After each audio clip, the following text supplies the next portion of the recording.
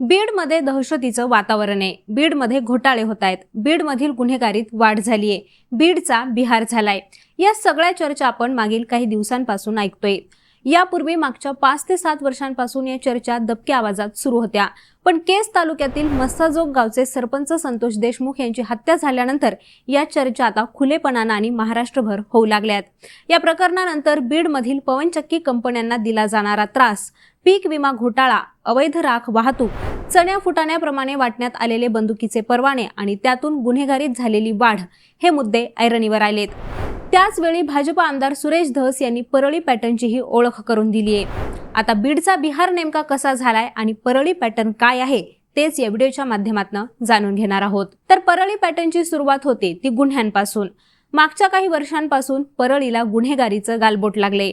शहर आणि तालुक्यात गुन्हेगारी मोठ्या प्रमाणात वाढली असून खून, बलात्कार, फूस लावून पळवणं, धाक जमवणं, झुंडशाही आणि गुंड प्रवृत्ती, वाहन चोऱ्या, घरफोड्या, दरोडे, रस्त्यात वाहन लुटणं, मालवाहू ट्रकवाल्यांना रस्त्यात अडवून त्यांची लूट करणं अशा गोष्टींमुळे परळी तालुका बदनाम झालाय। रेती आणि राखेत आपलं वर्चस्व सिद्ध करण्यासाठी अनेक भांडणं झालीत। यातील अनेक गुन्हे दाखल झालेच नाहीत, पण दाखल झालेले गुन्हे आणि तपशीलवार माहितीद्वारे परळी तालुक्याचा गुन्हेगारी आलेख हा चढता असल्याचं दिसून येतंय। मागील वर्षभरात परळी ग्रामीण पोलीस ठाण्याच्या हद्दीत एकूण 66 मृतदेह आढळून आलेत। त्यापैकी 64 मृतदेहांची ओळख पटली आहे, तर 2 मृतदेहाची ओळख पटलेली नाही। त्याचप्रमाणे परळी शहर पोलीस ठाण्याच्या हद्दीत एकूण 17 मृतदेह आढळून आले होते आणि त्या सगळ्यांचीच ओळख पटली। तर परळी संभाजीनगर पोलीस ठाण्याच्या हद्दीत एकूण 26 मृतदेह आढळलेत, त्यात 21 मृतदेहांची ओळख पटली आहे, तर उर्वरित मृतदेहांची ओळख पटलेली नाही। एकूणच 3ही पोलीस स्टेशनच्या हद्दीत मागील वर्षभरात 109 मृतदेह आढळून आले। या मृतदेहांचा तपास कुठपर्यंत आलाय याची माहिती पुढे आली नसली तरीही त्याचा तपास जेमतेम होऊन ही प्रकरणं फाईलबंद झाल्याचं बोललं जातंय। लोकांना धमकावणं, शस्त्राचा धाक दाखवून दहशत जमवणं या गोष्टींकडे पोलीस सुद्धा सपशेल दुर्लक्ष करतायत। आता बीडमधील दहशतीचा दुसरा मुद्दा आहे तो इथल्या बंदूक परवान्यांचा। जिल्ह्यात 1281 जणांकडे शस्त्र परवाना आहे। परवाना देताना अर्जदाराची शहानिशा केली जाते, पण काही वर्षात पोलिसांनी याकडे जाणीवपूर्वक कांडोळा केल्याचा आरोप आहे। राजकीय हस्तक्षेप आणि प्रशासनाच्या संगणमतानं अगदी चण्या फुटाण्याप्रमाणे हे परवाने देण्यात आलेत। यातूनच फायरिंगच्या घटनाही घडल्यात। काही दिवसांपूर्वी परळीत कैलास आबासाहेब फड, माणिक मुंडे आणि जयप्रकाश सोनवणे यांनी दहशत जमवण्यासाठी हवेत गोळीबार केला होता। याचा व्हिडिओ सुद्धा सोशल मीडियावर व्हायरल झाला। त्यानंतर त्यांच्यावर गुन्हा दाखल झाला। बीड जिल्ह्यात उभ्या राहणाऱ्या पवनचक्क्या हा सुद्धा इथल्या पॅटर्नचाच एक भाग आहे। बीडमधील वातावरणामुळे आणि सपाट जमिनीमुळे पवन ऊर्जा क्षेत्रातील मातब्बर कंपन्यांनी या जिल्ह्याकडे आपला मोर्चा वळवला। त्यातूनच एकट्या बीड जिल्ह्यात 300हून अधिक पवन ऊर्जा प्रकल्प उभे राहिलेत। यात आवादा व्यतिरिक्त बीड जिल्ह्यात सध्या इंडिग्रिड, कलम transmission power, Panama wind energy आणि रिन्यू विंड यांसारख्या कंपन्यांनी पवनचक्की प्रकल्प स्थापित केलेत। यातून या प्रकल्पासाठीचं भूसंपादन, कच्च्या मालाचा पुरवठा, वाहतूक, बांधकाम साहित्य याची मोठ्या प्रमाणावर गरज निर्माण झाली आणि त्याचा बीडमधील अर्थकारणावरही परिणाम झाला। कोट्यावधींची उलाढाल होऊ लागली, पण यातूनच पवनचक्की प्रकल्पात इथल्या गुंडांचाही सहभाग होऊ लागला। शेतकऱ्यांकडून जबरदस्तीनं जमिनी बळकावणं, अल्पदरात शेतकऱ्यांकडून जमीन खरेदी करून त्या जमिनी प्रकल्पासाठी मोठ्या किमतीत विकणं, जमिनीचा मोबदला न देणं, प्रकल्प उभे करताना अधिकाऱ्यांना त्रास देणं आणि खंडणीची मागणी करणं असे प्रकार समोर येऊ लागले। परळी थर्मल येथील राखेचा अनधिकृतरित्या उपसा हे सुद्धा माफियांचे एक आर्थिक बलस्थान असल्याचं समोर येतंय। अगदी छोट्या माशांपासून ते बड्या माशांपर्यंत सगळ्यांनाच ही राख गब्बर करतीये।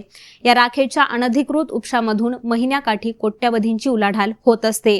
त्याचवेळी दुसऱ्या बाजूला मात्र राख वाहतुकीमुळे परळीतील नागरिकांचं आरोग्यही धोक्यात आलंय। भाजपचे आमदार सुरेश धस यांनी या राखेचं अर्थकारण सविस्तर समजावून सांगितलंय।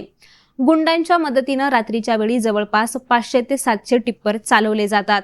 त्यासाठी किमान 150 ते 200 गुंडांचं संरक्षण असतं। परळी शहरात दिवस रात्र हे राखेचे टिप्पर चालले जातात। टिप्पर मधून उडणाऱ्या राखेमुळे अनेक नागरिकांना श्वसनाचे आजार जडलेत। पर्यावरण खातं आता बीड जिल्ह्याकडे आले, त्यांनी सुद्धा याकडे लक्ष द्यावं।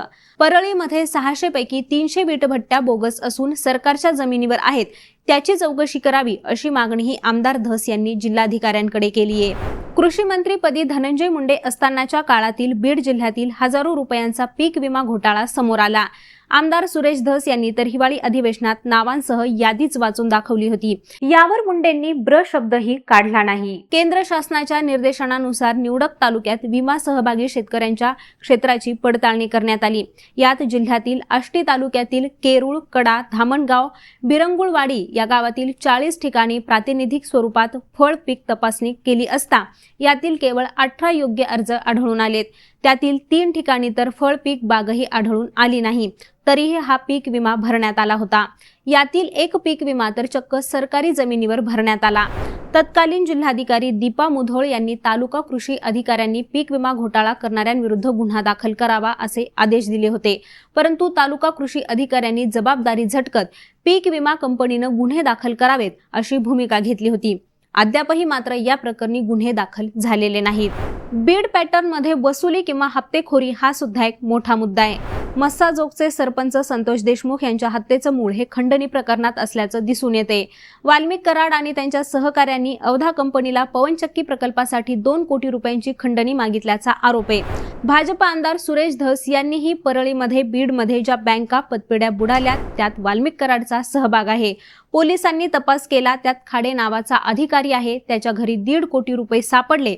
वाल्मिक कराडने एका स्टेट कोऑपरेटिव्ह बँकेला दमबाजी करून त्यांच्याकडून 2 कोटी रुपयांची डिफेंडर गाडी घेतली असा आरोप केलाय।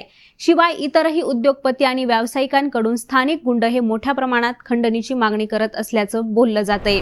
बीडमध्ये दारू दुकानांचे परवाने हे सुद्धा मोठ्या प्रमाणात वाटण्यात आलेत, त्यामुळे दारूच्या दुकानांचीही इथं संख्या वाढलेली आहे। आज घडीला जिल्ह्यात बियर बार, वाईन शॉप आणि देशी दारू अशी एकूण 839 दुकाने आहेत। यात दीपा मुधोळ मुंडे या जिल्हाधिकारी असताना मोठ्या प्रमाणात दारू दुकानांचे परवाने देण्यात आलेत। 1 जानेवारी 2023 ते 15 जून 2024 या साधारणतः 1.5 वर्षाच्या काळामध्ये 76 नवीन लायसन्स देण्यात आलेत। यापैकी केवळ 20 लायसन्स हे अविनाश पाठक यांनी दिलेले आहेत, बाकीचे लायसन्स हे मुंडे यांच्या काळात देण्यात आले होते। सामाजिक कार्यकर्त्या अंजली दमानिया यांनी यातील 4 ते 5 दुकानं ही वाल्मिक कराडची असल्याचा आरोप केलाय। वाल्मिक कराड यांची केज, वडवणी, बीड आणि परळी इथं 4 ते 5 वाईनची दुकानं आहेत। प्रत्येक वाईन दुकानाचा बाजारभाव हा 5 कोटी रुपये इतका आहे। यात केज इथं 1,69,00,00,000 रुपयांना एक जमीन खरेदी करण्यात आली आणि त्यावर 3 दिवसात वाईन शॉपलाही परवानगी देण्यात आली। 7-12-15 दिवसांनंतर होतो। सगळे कायदे कसे धाब्यावर लावण्यात येतात याचं हे उदाहरण आहे, असाही आरोप दमानिया यांनी केलाय। एकूणच काय तर बीड आणि परळी पॅटर्न हा काही एकाच मुद्द्याभोवती फिरणारा नाहीये। शिवाय हा पॅटर्न काही एका रात्रीत जन्माला आलेलाही नाहीये। मागच्या 8 ते 10 वर्षांपासून वाढलेली बेरोजगारी, त्यामुळे भरकटलेला तरुण, त्यातून वाढलेली गुन्हेगारी, प्रशासनानं त्याकडे केलेला कानडोळा आणि राजकारण्यांचा कथित वरद हस्त अशा एकामागे एक घडत गेलेल्या गोष्टींमुळे हा पॅटर्न जन्माला आल्याचं दिसून येतंय। यातून आता बीड आणि परळीला कोण आणि कधी बाहेर काढणार हा प्रश्न मात्र अनुत्तरित आहे। आता मंडळी, याबद्दल तुमचं काय मत आहे ते आम्हाला कॉमेंट करून नक्की सांगा आणि पाहत रहा लेट्स अप मराठी।